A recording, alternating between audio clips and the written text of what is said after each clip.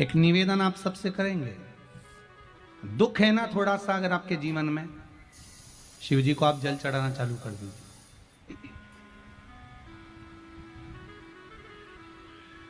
शंकर भगवान को आप जल चढ़ाना प्रारंभ कर दो। अगर दुख है ना जीवन में, शिव जी को जल चढ़ाना प्रारंभ कर दो। और एक निवेदन और करेंगे, अगर दुख समाप्त ही नहीं हो रहा है, कोई बीमारी एक पूरी होती है दूसरी लग जाती है, दूसरी बीमारी पूरी होती है तीसरी लग जाती है, तीसरी बीमारी पूरी होती है चौथी लग जाती है, कुछ प्रॉब्लम चली रही है, तो एक जल के पात्र में जल लीजिए, कलश लोटा पानी का भर लीजिए और उस पात्र में चावल के 2 दाने डाल लीजिए, अक्षत के 2 दाने डालिए। घर में से लेकर जाओ, थोड़ा सा जल बेलपत्री के वृक्ष के नीचे डाल दीजिए, थोड़ा सा जल पीपल के वृक्ष के नीचे डाल दीजिए और थोड़ा सा जल या तो आंवले का पेड़ मिल जाए या शमी का वृक्ष मिल जाए, शमी का वृक्ष मिले या आंवले का वृक्ष मिले, उसके नीचे डाल दीजिए। 3 जगह पर अगर कोई बीमारी ऐसी हो गई कि वो समाप्त नहीं हो रही, बड़ी बड़ी तकलीफ, मतलब एक बार दवाई अगर चालू हो गई तो दवाई बंद ही नहीं हो रही है, तो उसके लिए आपको 3 जगह पर जल चढ़ाना प्रारंभ कर दो। मात्र 1 हफ्ते से ज्यादा चढ़ाना भी नहीं पड़ेगा। जैसे 1 हफ्ते आप टेबलेट लेते हो, गोली लेते हो, 1 हफ्ते चढ़ाना प्रारंभ कर दो। सबसे पहले बेलपत्री के पेड़ के नीचे क्या करना है, जल का पात्र लेना है, उसमें 2 दाने चावल के डालना, 2 दाने अक्षत के डालिए। पहले बेलपत्री के पेड़ के नीचे जाओ, वहां जल चढ़ाओ, फिर जाइए पीपल के वृक्ष के नीचे, वहां जल चढ़ाइए, आखिरी में या तो शमी के नीचे या फिर आंवले के नीचे, इन दोनों में से कोई एक वृक्ष जिसके नीचे। पर 1 हफ्ते अगर आपने आंवले में चढ़ाया है तो आंवले में ही चढ़ाना, शमी में चढ़ाया है तो शमी में चढ़ाना है। ये बदल के मत चढ़ाना कि आज मैं शमी में चढ़ा देती हूँ कल आंवले में चढ़ा दूंगी, ऐसा नहीं। कितना सुंदर कहा है, जब जिंदगी बहुत संघर्ष में चल रही हो, बहुत दुख का जीवन चल रहा हो, बहुत कष्ट का जीवन चल रहा हो, बहुत कष्टमय जीवन चल रहा हो, तब शमी के 5 पत्ते, शमी के 5 पत्ते, एक दुर्वा के साथ, एक अक्षत चावल का 1 दाना, वो भी हल्दी में भिंगोया हुआ हो या केसर में भिंगोया हुआ हो, शमी पत्र 5, 1 दुर्वा, 1 चावल का दाना, जो दिल से हृदय से बेलपत्री के वृक्ष के नीचे पार्थिव लिंग का निर्माण कर कर मट्टी का शिवलिंग बनाकर प्रदोष काल में, मतलब शाम के समय पर शिवलिंग बनाकर उस पे जल चढ़ाकर, जो ये 5 शमी का पत्र, 1 दुर्वा और 1 चावल का दाना, अपनी कामना कर कर, जो दुख चल रहा है बाबा से विनय कर कर 1-1 पत्ता जब समर्पित कर दे, फिर 1 दुर्वा समर्पित कर दे, फिर 1 चावल का दाना समर्पित कर दे और बाबा का वहीं पर पुनः विसर्जन कर दे, 3 महीना तो जाने दो, 15 दिन के अंदर वो दुख कटता जरूर है, चाहे कोई भी दुख, किसी भी तरह का दुख क्यों। 1 बेलपत्र के वृक्ष की परिक्रमा करने वाले को हजारों अश्वमेध यज्ञ का फल प्राप्त हो जाता है, हजारों अश्वमेध यज्ञ का फल प्राप्त हो जाता है। उसी तरह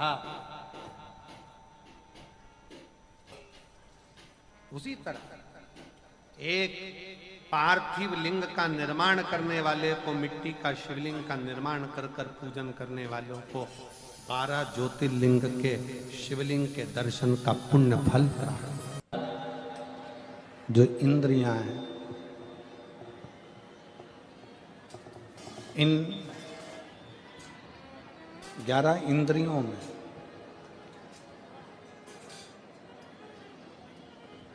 केवल एक भगवान शिव की अविरल भक्ति धारण करने के लिए ये इंद्रियां आप और हमको मिली, चाहे वो ज्ञान इंद्री हो, चाहे वो कर्म इंद्री हो, चाहे वो मन। कोई कह रहा था कि गुरुजी, शंकर जी के मंदिर में जाने से, भगवान शंकर के मंदिर में पहुंचने से, जाने से क्या हमारा दुख कट जाता है? किसी ने पूछा कि शिव मंदिर में जाने से क्या हमारा दुख कट जाता है? शिव महापुराण में षडानंद कार्तिकेय और भगवान श्री गणेश जी का एक संवाद है। श्री गणेश जी महाराज कार्तिकेय बाबा से एक प्रश्न कर दिए। कार्तिकेय बाबा गणेश जी के प्रश्न को सुनकर, गणेश जी के संवाद को सुनकर तुरंत उत्तर देते। भगवान कार्तिकेय जी के सम्मुख में गणेश जी महाराज का एक सुंदर सा संवाद है, बड़ा सुंदर संवाद, कि मान लो हमने सुना है कि गणेश जी कह रहे हैं कार्तिकेय जी से कि कोई शिवालय में जाए तब उसका दुख कटता है, कोई शिव जी के मंदिर पहुँचे तब उसका दुख कटता है, कोई शंकर भगवान की चौखट पर जाए, भगवान शंकर के द्वार पर जाए तब दुख कटता है। षडानंद कार्तिकेय जी कहते हैं गणेश जी से कि आप मंदिर तक पहुँचे ना पहुँचे, पर यदि आपके मन में शंकर के मंदिर जाने का केवल भाव प्रकट हो जाता है तो समझ लो कि आपका दुख कटना प्रारंभ हो जाता है। आप मंदिर में पहुंचे ना पहुंचे, आप मंदिर तक गए ना गए, आप शिव मंदिर तक पहुंचे कि ना पहुंचे वो मूल है। पर आपके मन में जब, जिस समय पर आपके मन में भाव प्रकट हो जाता है, जिस समय पर आपके मन में ये उत्पन्न हो जाता है कि मुझे शंकर के मंदिर में जाकर एक लोटा जल चढ़ाना,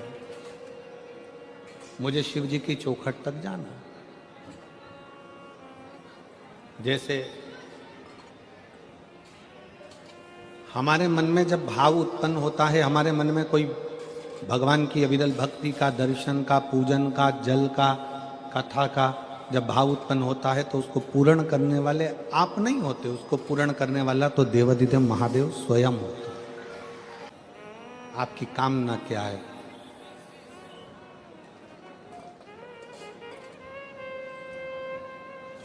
शिव महापुराण एक कल्प वृक्ष है।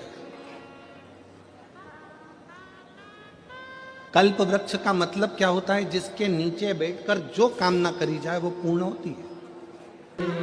यहां कोई दूसरा नहीं है। शिव महापुराण पंडाल, शिव महापुराण जिस भूमि पर होता है 7 दिन, वो भूमि तुम पंडाल में जगह नहीं मिले, हमने पहले भी कथाओं में कहा, अपने साथ में लेकर चला करो एक छाता, 2 पानी की बोतल, एक बिछाने का और एक ओढ़ने। 2 पानी की बोतल किसके लिए? एक अपने लिए, एक अपनी अड़ोसन, पड़ोसन, पीछे वाली धड़ोसन के लिए। उसके अपन किसी को कुछ नहीं दे सकते, अपनी पड़ोसन को थोड़ा सा पानी तो पिला सकते हैं। पंडाल में किसी का मुख झूठा करा देना, समझ लेना कि भोलेनाथ ने तुम्हारा भंडार खोलना प्रारंभ कर दिया। किसी का मुख झूठा करा देना, एक जरा सी टॉफी खिला दी, कोई ने बिस्कुट खिला दिया, कोई ने कोई सामान घर से बना कर लिया, कई लोग पूड़ी लाते हैं, कोई चाय पिलाता है, कोई कॉफी पिलाता है, कोई दूध पिलाता है, कोई सामग्री लाता है, रात दिन लोग सेवा करते। ये शिव महापुराण का पंडाल नहीं, ये कुबेरेश्वर बाबा का कल्प वृक्ष है, जिस वृक्ष के नीचे बैठकर जो मांगा जाता है वो प्राप्त हो जाए, वो प्राप्त हो। आप सब बैठकर जो भगवान शंकर की अविरल भक्ति करते हो, भजन करते हो, स्मरण करते हो, कीर्तन करते हो, ये उसका रास्ता। किस रूप में शिव यहाँ आते हैं, किस रूप में भोलेनाथ यहाँ बैठकर कथा का रस तत्व ग्रहण करते हैं, किस रूप में भगवान शंकर कथा का वाचन करते हैं, किस रूप में भगवान शंकर कथा करवाते हैं, ये वही जान सकते। शिव कथा कर रही है। कनक कुंडला, रत्नभद्र, यक्ष दोनों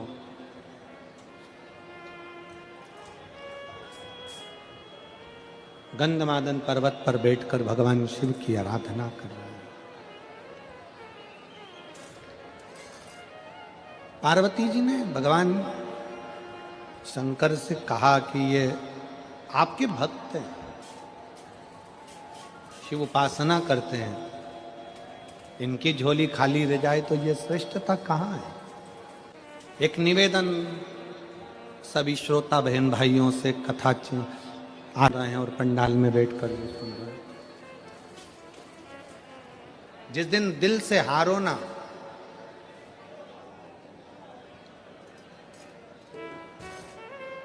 थोड़ी तकलीफों में अगर घिर जाओ, तकलीफें आ जाएं, कष्ट आ जाए, तकलीफें जिस दिन तुम्हारे भीतर बहुत ज्यादा मात्रा में आ जाए, उस दिन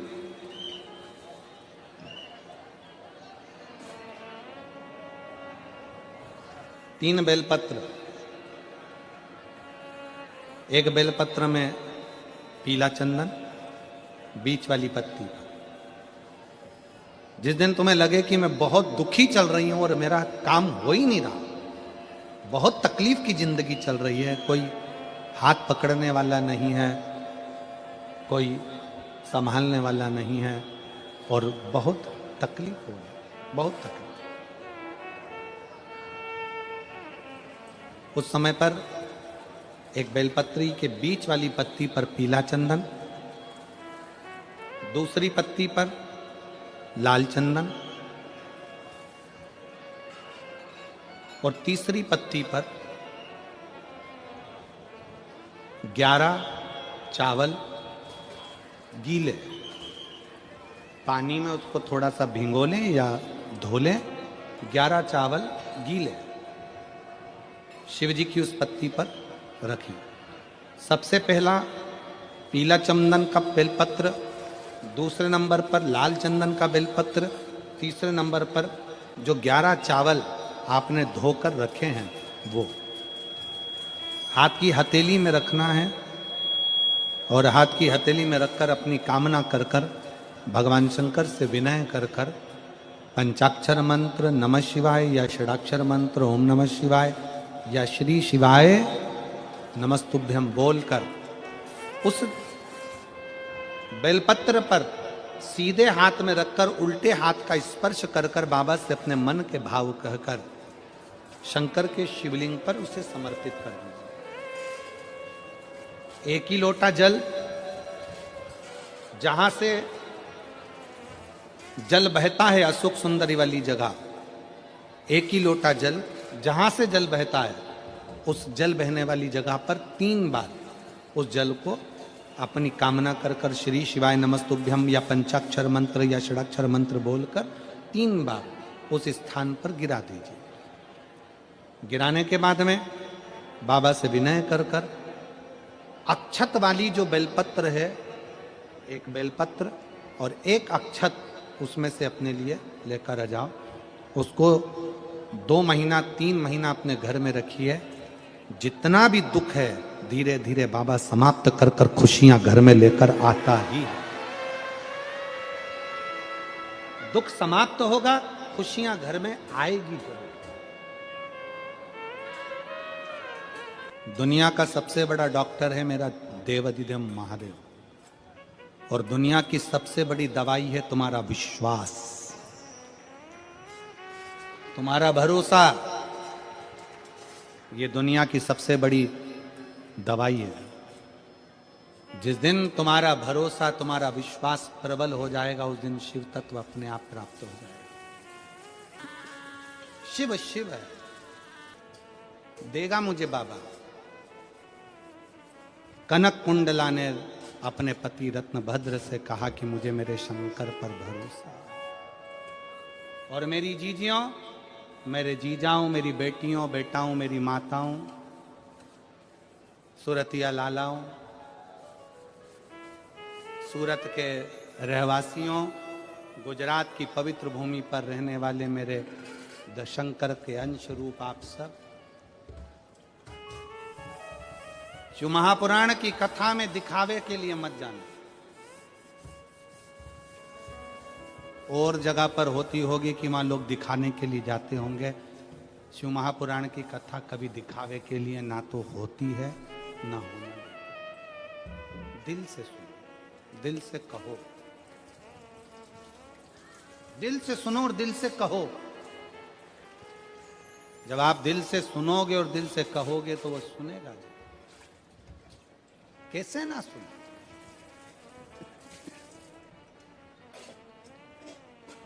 शिव कथा कह रही है, कनक कुंडला रत्न भद्र तप में लग गए शंकर भगवान से पार्वती जी ने कहा इसको कुछ देव। शिव जी ने कृपा करी और उसके घर में एक पुत्र दिया जिसका नाम हरिकेश। उस पुत्र का नाम था हरिकेश। हरिकेश बाल्यवस्था से भगवान शंकर की भक्ति में लग गया, भगवान शंकर की आराधना में लग गया। मिट्टी इकट्ठी करना, लिंग बनाना, पूजन करना, आराधना करना, ये हमारे घर के बच्चों के संस्कार।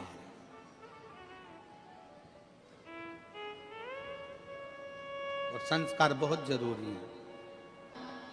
शिव महापुराण की कथा कहती है बेटा एक कुल को तारता है और बेटी दो कुल को तारती है। बेटी जन्म ले तो गौरान्वित होई है। बेटी जन्म ले तो गौरान्वित हुई है, बेटी दो कुल को तारती है।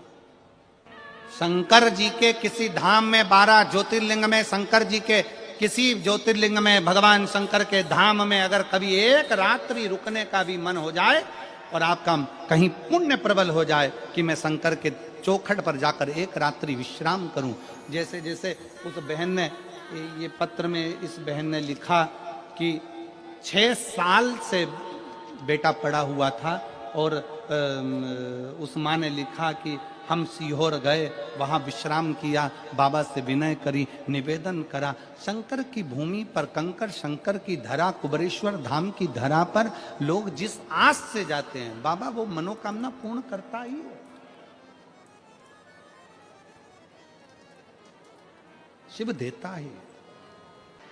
फिर मेरी जीजियों, मेरे जीजाओं, बेटियों, बेटाओं, मेरी माताओं, सती मैया ने जो गलती करी वो आप ना करिएगा। माता सती ने एक गलती कर दी थी कि कथा कुंभज बाबा के आश्रम में सुनने के लिए गई माता सती और मन में यह भाव लेकर आ गई कि इस शरीर को समाप्त कर दूंगा। कथा में बैठो, अच्छा सोचो, श्रेष्ठ सोचो, जन कल्याण का सोचो। कर्मनाशा नदी प्रकट हो गई। भगवान विष्णु ने भगवान शंकर जी से प्रार्थना करी कि प्रभु ये जो ब्रह्मा जी का सिर कटकर नीचे गिरा है इससे लोग नफरत करेंगे, आप कृपा कर दो। तब भगवान ने कृपा करी और कहा कि ब्रह्मा जी का कटा हुआ शीश बट का पेड़ बनेगा, बट वृक्ष बनेगा और उस बट वृक्ष के नीचे भगवान शंकर स्वयं विराजमान होंगे और शिव जी का नाम बटकेश्वर महादेव होगा। बोलो बटकेश्वर महादेव की। भगवान शंकर का नाम बटकेश्वर हो गया। शिव जी बड़ के पेड़ के नीचे विराजमान हो गए। शिव महापुराण की कथा कहती है कि जीवन में बटकेश्वर महादेव का स्मरण, कभी मान लो कोई पैसा लेकर चले गया, कोई तुम्हारा धन लेकर चले गया, कहीं से पैसा नहीं आ रहा है, गया हुआ धन रुक गया है, तो भगवान शंकर को एक लोटा जल बटकेश्वर महादेव के नाम से समर्पित करें। भगवान शिव जी को एक लोटा जल बटकेश्वर महादेव के नाम से समर्पित करें और उनसे प्रार्थना करें, निवेदन करें, शिव स्वीकारेगा जरूर। चढ़ाओ एक लोटा जल। कभी कभी अगर ऐसा लगे जीवन में कि दुख बहुत ज्यादा आ गया है, बहुत तकलीफ आ गई है, तो लाल चंदन को घिसकर उस लाल चंदन का लेपन भगवान शंकर पर कर फिर पानी चढ़ाओ। अगर कोई संकट भारी है और निकट रहा, जैसे किसी नारी का गर्भ नहीं ठहर रहा, 15 साल हो गए, 20 साल हो गए, 25 साल, जैसे इसने लिखा एक माता ने कि 18 साल की बेटी हो गई थी पर संतान में पुत्र नहीं, तो उसने भाव से कथा सुनी।